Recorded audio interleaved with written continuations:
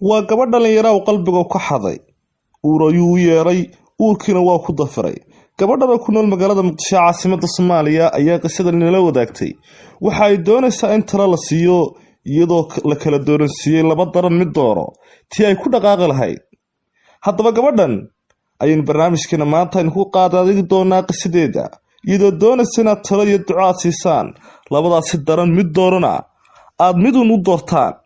hayeeshee daawada intayna barnaamijka ugu gudagelin haddaa channelkan Harimcad TV aad ku cusub tahay fadlan rukumo subscribe sa muuqaalkana lay garee ku soo dhawaada barnaamijka.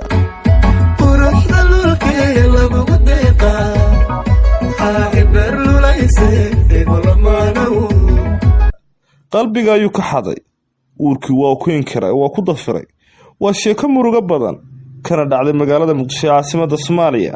gabadhan sheekada ku dhacday waxay ku nooshahay magaalada Muqdisho. gabadhan ayaa sheekadeeda ku bilowday in ay wiil isjeclaadeen muddo 3 sano ahna ay ahaayeen dad lamaanayaal ah kuwaas oo ceesho midx ahaa. maalin maalmaha ka mid ah ayuu sheegay gabadha in ay ismeherxadaan ama isqudbasilaystaan. haddaba sida aad u taqaano qudbasirada waa guur xatooye ah. isagoo u sheegay in 2 bilood kadib uu qoyskeeda si xalaal ah uga soo doonan doono halkaasna ugu dhigi doono aroos iyo meher cajiiba. gabadhani waxay sheegtay in aanay wax hadal ah ka soo celin ileen waa beer wax jecel iyada oo u sheegtay waxaa tahay qofkaan adduunka ugu jecelahay sidee wax kaaga diidi karaa ma noloshayda ayaan wax ka diidi karaa waa maya ayay ku tiri. waxay qaateen gaari iyaga oo aaday meel ka baxsan magaalada Muqdisho ay isugu soo mehersadaan oo masaafaysan gaar ahaan Afgooye. meeshii ayay gaareen iyaga oo isa soo masaafaysto ismehersaday. waxay ku soo laabteen gudaha magaalada Muqdisho caasimadda Soomaaliya. gabadhan waxay sheegtay in reerka iyagu aanu ka warqabin meherka oo waxaanba u ahay gabadh ardayad oo aroortii baxda aadana iskuulkeeda iyadoo ka soo noqoto duhurkii. habeenada ka mid ah ayay sheegtay inuu soo wacay una sheegay in caawa ay kulmaan maadaama ay yihiin nin iyo xaaskiisa.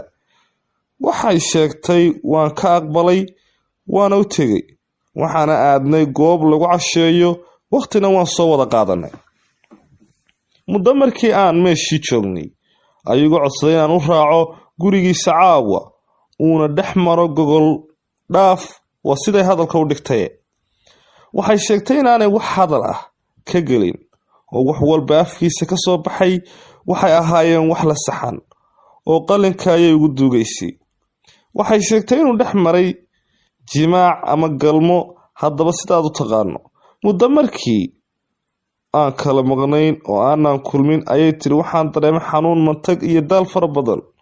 waxaan u tagay dhakhtar ku yaala magaalada Muqdisho bal si ay u ogaadaan waxa haya. dhakhtarkii ayaa u sheegay inay uur leedahay isagoo caddayntii farta ka saaray. waxay sheegtay inay aada u murugootay markay maqashay ereyga uur ayaad leedahay maadaama reerkeedu ay u tahay gabadh oo aanay ka guursan cidna ka soo doonan.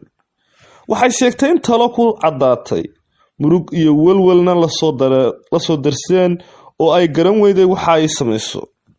gabadhan waxay sheegtay inay isku soo beegmeen 2 bilood ee u qabsaday wiilkii ay jeclayd uurkana u yeelay inuu ku soo dooni doono umana dhigi doono aroos cajiiba. waxay wacday wiilkii uurka u yeelay iyadoo u sheegtay inay tagtay dhakhtar isla markaana iska soo baadhay xanuuno badan balse uu ku sheegay in ay leedahay uurka oo uurkaas uu leeyahay isaguna maadaama ay habeenada ka mid ah ay dhex martay galmo. waxay kaloo hadalka ugu dartay inuu degdeg reerkeeda uga soo doonto maadaama ay tahay gabadh oo aan waxan oo dhan laga warqabin. nasiib darro markay hadalkii dhammaysatay ayuu sheegay hadal ay aada uga naxday una oyday isagoo u sheegay walaalay ninkaagii raaso aniga kaasi ma ahayne mar dambena yaanan kaa maqal uur ayaan ku leeyahay. waxay sheegay in muddo yar ay murmayeen iskuna qaylinayeen isagoo xanaaqsan ayuu u sheegay nayaa mar dambe haddii aan warkaas sidan yahay waad iga furan tahay laga bilaabo saacadan nin kale raaso hana isoo sheegan weligaana ima arki doontid. waxay sheegtay in waagu ku bariyay oo ay sheekadii ku noqotay iska dhimo maadaama aysan reerkeeda u sheegan karin hawshan ku dhacday oo ay ka aaminsan yihiin gabar wanaagsan ardayada una dhigatay iskuul. ninkii oo aan rag oo dhan uga go-ayna waa kan intuu caloosha ii buuxiyey ayuu meel cidlaahi igaga dhaqaaqay, weliba xataa raalli ahow ii quuri waaye. waxay sheegtay in nolosheeda ay ku jirto khatar badan, iyadoo sheegtay in habeen iyo maalin aanay seexan oo ay welwelayso dhibka iyo rafaadka u geystay ninkii ay nolosheeda ku aamintay. ugu dambeyn waxay sheegtay markay reerkeedu ku dhex jirto in ay soo xidhato dhar waaweyn si ay u qariso uurka oo aan loo ogaan, in calool ka duwan calooshii hore ee caadiga ahayd lagu arko. gabadhan ayaa waxay tiri haddii aan reerkayga u sheego, walaalkay oo gacan ku dhiglo hore ahaa waa uu dilayaa, waan ogahay, oo rasaas ayuu la dhacayaa. ninkiina ma hayo, iyo inaan ilmahan meel cidlaa ku dhalo oo aan geeyo meel cidlaa si dadkaasi u korsadaan, iyo inaan isaga u sheego oo naftu maalin bay baxdaaye arrinka aan soo bandhigo. labadaasi daran ayaan doonayaa in talo layga siiyo bay tiri. waa laba daran mid doore. haddaba daawada bal gabadhan ma walaalkeedu gacan ku dhiiglaaho dilkuwa uu la fudyahayna u sheegto, way 50-50 gasho, iyo inay ilmahan meel cidlaa ku dhasho oo meel dhigto oo dad korsadaan. labada arrin talaha layga siiyaa bay tiri. haddaba daawada gabadhan tala siiya qaybta hoose commentigana fadlan ra'yigeeda tala ku siiya, una duceeya in talo wanaagsan ilaahay gabadhan waafajiyo. qaybta hoose commentida ay ka akhrisan doontaa talooyinkiina, hadba inta loo bato ayay qaadan doontaa. fadlan una duceeya, muuqaalkana lay gareeya si u faafo oo gabadhan ay talooyin badan u hesho. fadlan channelkana rukumo oo si aad ugula socotaa qisooyin la mid ah. cabdilaahi iidow farow oo loo garog yahay jaamac siciid gridhi oo maalmahanba si weyn ugu soo shaac baxay baraha bulshada ayaa ka soo jawaabay gabadh ku nool magaalada muqdisho caasimadda Soomaaliya. gabadhaas oo sheegtay inay jacayl u qaaday rabtana inay nolosha ay la wadaagto Gridhi. haddaba Gridhi oo ah aabbaha 6 caruura ayaa u soo jawaabay haweeneydan. ma aqbalay oo ma soo dhaweysay iyo aragtida uu ka aaminsan yahay haweeneydan ayaa ku hadlay oo muuqaal uu soo dhigay bartiisa TikTok. waxa uu kaga falceliyay gabadhaasi soo dalbatay isaga. sidee ayuu ku caan baxay magaca Gridhi? waa sidee hadda nolosha Gridhi? barnaamijkana maanta ayaan ku qaada dhigi doonaa. hayeeshe daawada intayna barnaamijka u guda galin, hadda channelkan ku cusub tahay subscribe saar, muuqaalkan waa garee, ku soo dhawaada barnaamijka.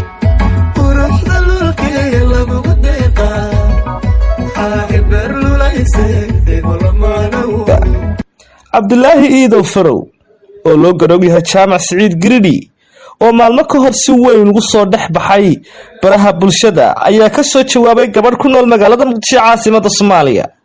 gabadhaas oo sheegtay inay jacayl dhaba u qaaday oo ay doonayso inay nolosha ay la wadaagto Gridhi.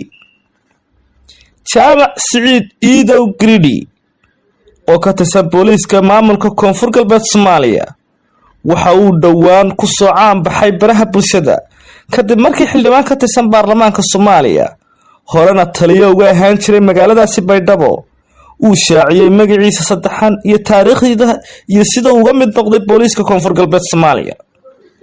jaamac siciid Gridhi waxa uu sheegay inuu soo dhaweynayo gabadhaasi balse aanu isku kahalayn doonin, aanuna kalsooni ku qabin baraha bulshada. sheekada ninkan jaamac siciid iidow Gridhi ayaa si weyn caan uga noqday geyga Soomaalida. taliya shub ayaana soo caan saaray Gridhi. gabdho badan ayaa soo dalbaday Gridhi, balse gabadhan ayaa waxay sheegtay inay aad ugu qaaday jacayl dhaba oo ay doonayso in nolosha ay kula midowdo. wararka shalay soo tariyay ayaa sheegaya gabadhaasi jeclaatay Gridhi in 2 cisho ay cuntadii ka soontay jacayl dartiis iyo guur ay ka dalbatay isaga. kadib maanta ayay wada hadleen, waxaana isu soo direen sawiro iyo weliba muuqaalo. jaamac cabdilaahi iidow Gridhi iyo gabadhan hambalyo aynu nahor dhammaanteen. haddaba waa tan Gridhi oo ka falceliyay jacaylka ay gabadhaasi u soo bandhigatay iyo waxyaabihii ay ka wada hadleen iyo waxa uu ka aaminsan yahay dhinaca baraha bulshada. walaalaha horta aniga baraha bulshada waa ku cusbahay gabar baraha bulshada macnaheedu waa igu cusub tahay in waa ku jeclahay lidhaho waa igu cusub tahay qof aan u jeedin oo aan u tegin jecel weligaan kama sheekaysan marka ma aamini karaba maadaama aan weligay igu cusub tahay. Cabdulaahi Iidow Farow oo naynastiisu tahay Jaamac Siciid Giridi oo maalmo ka hor si weyn uga soo baxay baraha bulshada ayaa ka soo jawaabay gabar ku nool magaalada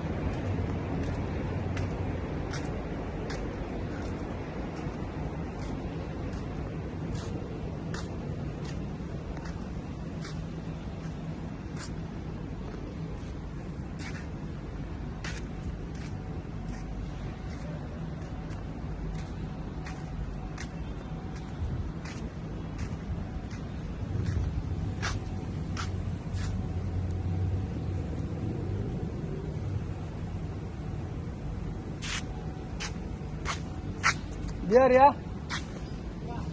يا ديار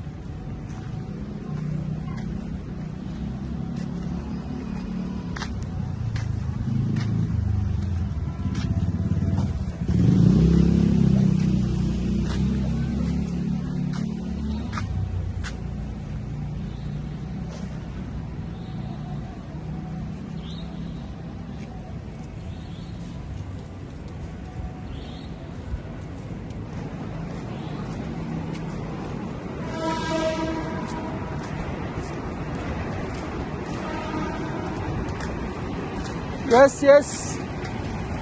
Good.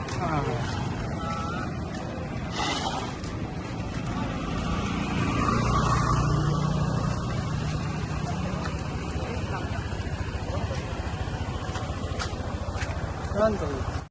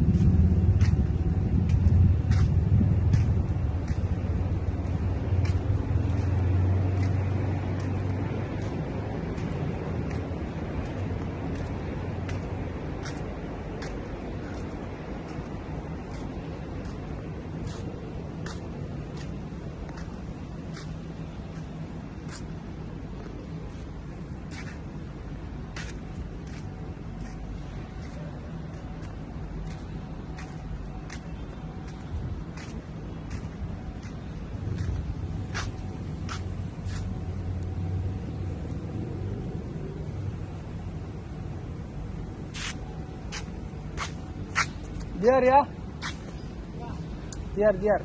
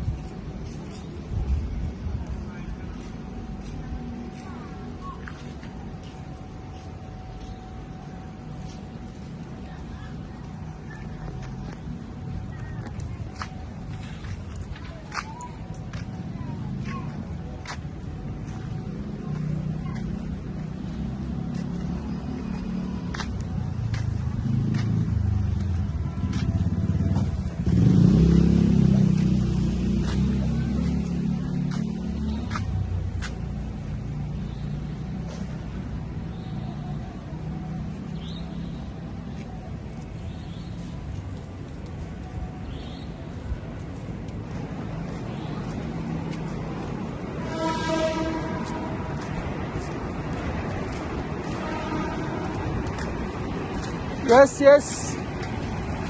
Good.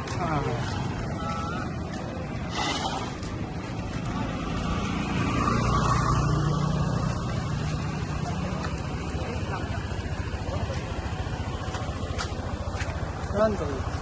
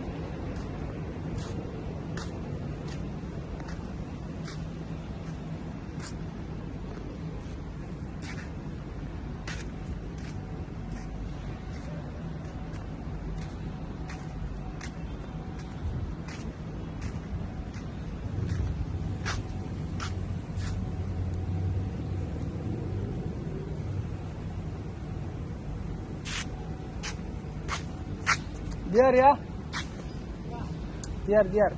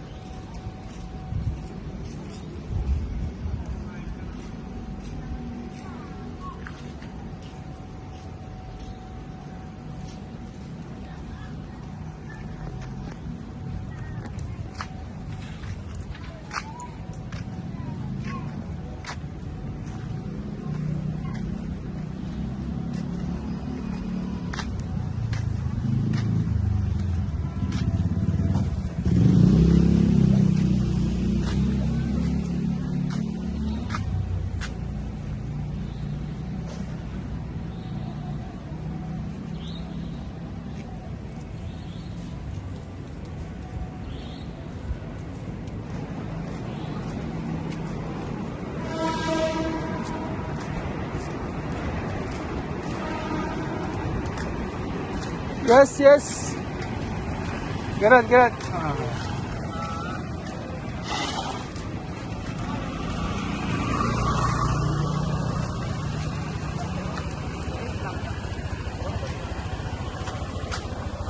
كمان طويل